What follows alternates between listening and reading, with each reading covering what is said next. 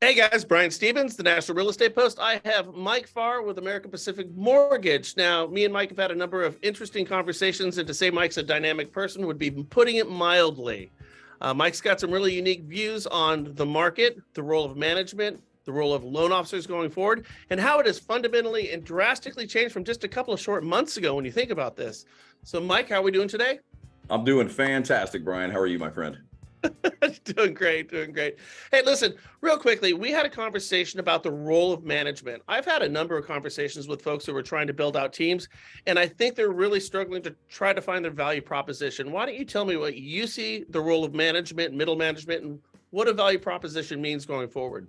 Well, hey, thanks, Brian. I think, just like an advisor right now, they are trying to figure out how to solve the problems of 2023 mortgage. We've been on the downslope with the market, everything's shrinking down, the opportunities are fewer and farther between, and they're learning how they can become more valuable. The customer requires more valuable out of the loan officer. And quite frankly, the loan officer should require more value out of their manager and out of their company.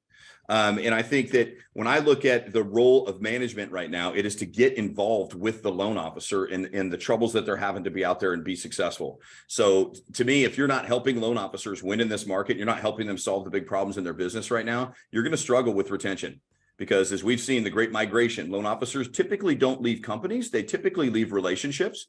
And if they don't value, what you're bringing to the table for them as a manager, chances are your cheese will get moved. So I would advise every branch manager out there to sit down with their loan officers, find out what their biggest challenges are in the market right now, and then start having a really authentic, curious conversation around what you can do to come alongside them and partner with them to help them win. Because I'm not in the leadership game for the money. That's not what we're here for. We're here to help change people's lives and help loan officers reach their goals. So I think it starts with a mindset as a manager. If you're looking at units and what your paycheck looks like and what volume you're bringing to the table so you can calculate your override, you've got the wrong mindset right out the gate. We should be looking at our success should be determined by the success of the people we lead. If those folks are successful, then I feel good. I don't care what my paycheck looks like. I don't care what the units and volume are. I'm in the business of helping people move the needle in their business. Okay, now what about the role of loan officers right now? I mean, it's different than what was a couple of years ago. A couple of years ago, it was, I say it's like taking tickets and making pastrami sandwiches. You would just go out there and you would get a client and they would fall off of trees. But right now, if you want to get a client, you might actually have to work for that business. And there's a lot of loan officers who've never been in this market and are ill-equipped to deal with that. Why don't you talk about that? Yeah, man, absolutely. I mean, I think, like you said, it was like triage in 2020. I used a example of when they talk about low-hanging fruit in sales. Well, in that market that we were just in, if you picture yourself walking through an orchard, it wasn't low-hanging fruit. I mean, it had fallen off the trees. There were just, plentiful bounty of fruit that you were walking on top of perfectly good deals and smashing them, by the way. You pick one up, and if it wasn't perfect, you just chuck it. I mean, that's how easy the business was. So we had business coming out our ears. And quite frankly, as we've talked about before, that's where I think the sales skills, relationship skills started to kind of deteriorate. And now they've atrophied because we didn't need to sit down and have these in-depth conversations with people because, hey, I got to get my loan locked. The rates are moving constantly and we're just taking apps, turn and burn triage. That's what we went through. Right. So I don't think it's necessarily that our loan officers don't have the skills to win in this market, but it has been a couple of years since we've used a lot of these relationship building tools and strategies and how to have a good conversation with people. And once again, I like to use the term an authentic curiosity about our customers.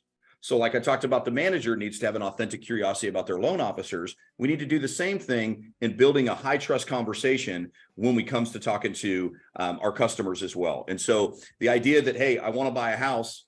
Okay, great. Let me start taking your application. We got to pause there for a minute. We need to find out, why do you want to buy a home?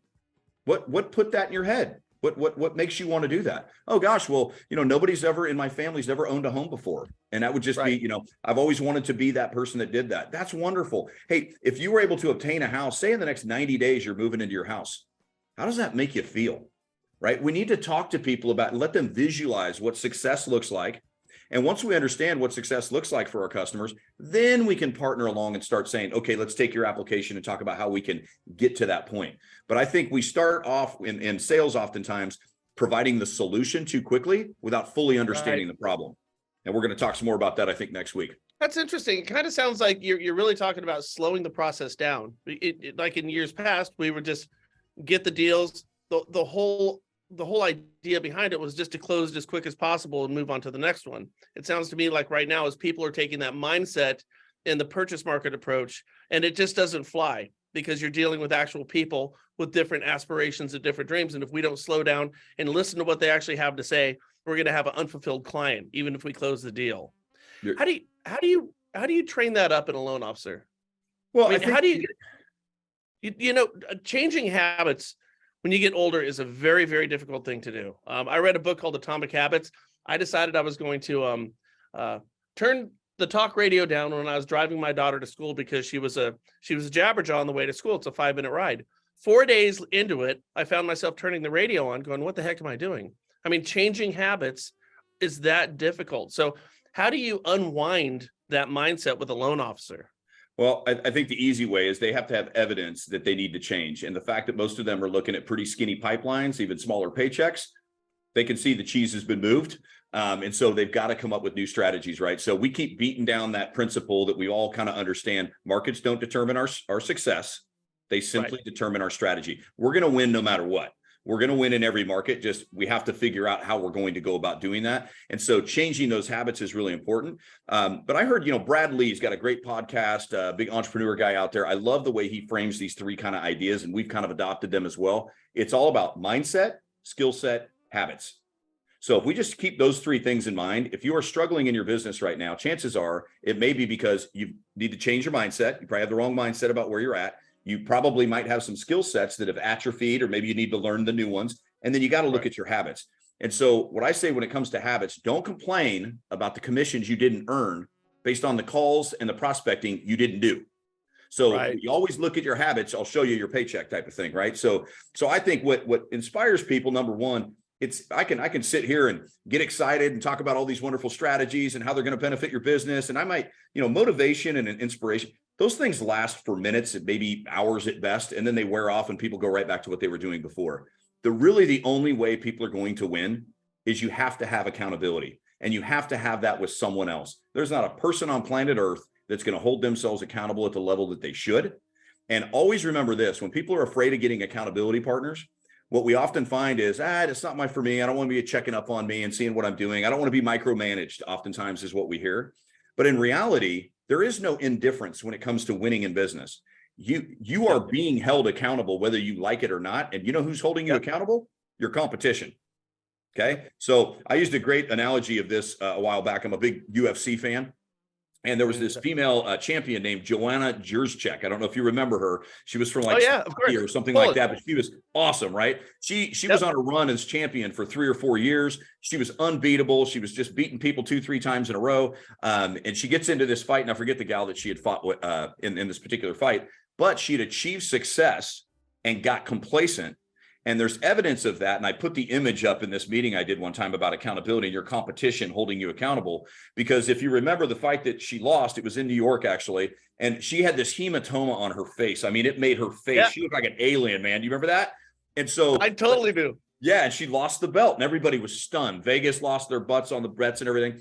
But what ended up happening there she was getting interviewed at the end of the fight. And she said, "Hey, you know what? I want to give her all the credit in the world. She beat me.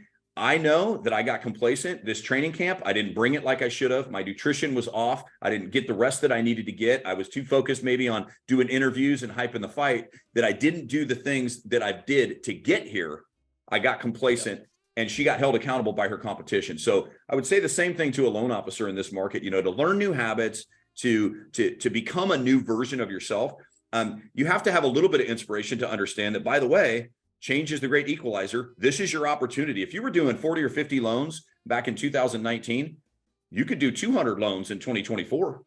So all loan officers, all realtors, everybody is at the new starting block right now. So there is a huge opportunity. So if that's not enough incentive to go, wow, I could really take my business to another level. The market's shifted. Realtors will take my appointment. So that should be some motivation to get there. But I can give you all the ideas and strategies in the world. But if you don't have an accountability partner to check in on you, and accountability applied, by the way, is just these two things. Did you do it? How'd it go?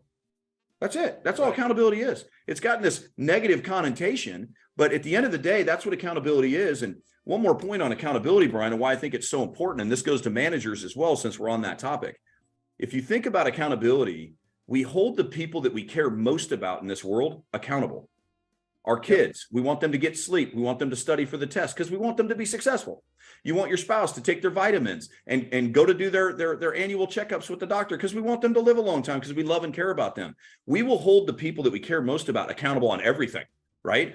But if you got a loan officer that's struggling to win and you're a hands-off manager, you're not a micromanager, it just shows me you don't care about that LO. You need to know, why are they struggling? Where do they need help with? We got to reach out because we should care about them because our success is measured by their success. And if they're not finding success, I should care about that. I need to get in there and get involved and have a authentic curiosity about what their challenges are and help them solve those problems. And hey, their problem might be, you know what? This business isn't for me anymore. I've been in it long enough. I've gone through 3 or 4 downturns. And quite frankly, I just don't have the stamina to put up with another tough market. And I think I'm going to go get a job, or I'm just going to retire and take my chips off the table. And you know what? That's okay. At least we have clarity on what we're doing moving forward. And that's what we should do as leaders. Just come to a conclusion of where we're going to go and partner with them. And if that's their decision, good for them. Exactly. And by the way, it's for the first time in 13 months, we've seen existing home sales increase, and it happened at exactly the same time when rates are higher than they've been in 40 years. So it tells me that rate is not the only determining factor when people decide to buy or not buy a house. So if we're going to say that rates are keeping you from being successful, you just need to look at the evidence right now. It would suggest otherwise. Hey, listen, I want to, we're going to be doing a webinar on Wednesday, the 29th at 11 o'clock. That's Wednesday, the 29th at 11 o'clock, next Wednesday. And Mike is going to be doing a much deeper dive on all this great content. And I've heard a lot of it, and I'm so excited to have the opportunity to present this to you guys because it's really, really wonderful stuff. We're going to be talking about the 5 steps to influence. Can you real quickly just kind of give us an overview of what you're talking about with that? Yeah, absolutely. I think, like I mentioned in the beginning, kind of right, we've got to change the way that we have conversations. Before it was just take the application, move on. Like you said, I like how you said, we got to slow down. Brian Buffini, who I've always really dug back in the years, I used to go to his events over in Monterey. He had a great saying that he would talk about, whether it's a customer or anybody else. But imagine you've got like a 3-4-year-old toddler and you're in the kitchen doing whatever, you're running around the house and they're yanking on your pant leg and they're trying to get your attention. You're like, what do you want? I'm fixing it. I need something to eat. And they're getting whiny, they're getting fussy. They really won't stop that until you turn around, take a knee, get down to their level, hold their face and say, what is it that you needed? Right? We need to be doing that with our customers right now. We got to slow down and hold their face and figure out what their challenges are, because they're been hit with all kinds of misinformation. You watch the news right now, this is the worst time to ever buy a house. Property values are going to drop by 50%, rates are going to 100. And, you'd be an idiot to buy a mortgage or buy a house at this time or take on a mortgage of any kind. We in this business have some different ideas about that, obviously. And a few of the stats you just point that out as well. So we need to learn how to talk to people. And so what the 5 steps to influence is something actually my coach, Jeremiah Miller with Forging Leaders, he's been phenomenal with me for the last 4 years. He and I kind of were talking through this and developing some strategies around this conversation. But basically what it kind of surmises is, if I were to go into a doctor today and say, hey, you know what, I feel like I'm going to die. And the doctor goes, all right, here's your medication. Call me in 2 weeks. I'd say, well, don't you want to ask some questions? Don't you want to know why I feel like I'm going to die? What he's doing is he's giving me a solution to a problem that he doesn't fully understand. So as Elon Musk said, we are as valuable as the problems that we solve. If we solve little tiny problems, we're not that valuable. We solve big problems, we can be more valuable. And we are now a huge part of our customers' lives. So the 5-step framework is basically 5 steps to identifying what is our customer's biggest problem, what are the costs of not solving that problem, what are the benefits of solving the problem. Then I get to go to step 4 and 5, which is the solution and the cost of the solution. We're no longer selling when we've fully developed the problem and the customer understands what their challenge is and why they need to solve it. Now, by the time they're done with those first 3 questions, they're ready to roll with a solution. If your solution is even remotely going to solve their problem, you're not even selling it. They're taking it and the cost doesn't matter, because the problem is here. I've now made it urgent. I've got to solve it. And this process will help you have a more thoughtful conversation, and I think a better connection, and you will build trust with that and create some transparency, because I can't help people win if I don't know what winning looks like. Brian, if I want to help you win in your business and I don't know what success looks like for you, how am I going to help steer that? How am I going to support you with that? So I need to ask you enough questions to figure out what success looks like for you. Right. Hey, listen, Mike, I totally appreciate you being on with me. Guys, you want to definitely be there next Wednesday, the 29th at 11 o'clock. Wednesday, the 29th at 11 o'clock. You definitely want to be here. We're going to get a deeper dive in this great content. And if you stick with us, we're going to be doing more of these going forward. So listen, we've got new challenges as we go forward in 2023. These issues that we're dealing with right now, they're not going anywhere anytime soon. So the sooner we address them and we become better loan officers, the sooner we get closer to success. And that's where everybody wants to be right now. So Mike, thank you so much for your time, man. I appreciate it. I appreciate you, Brian.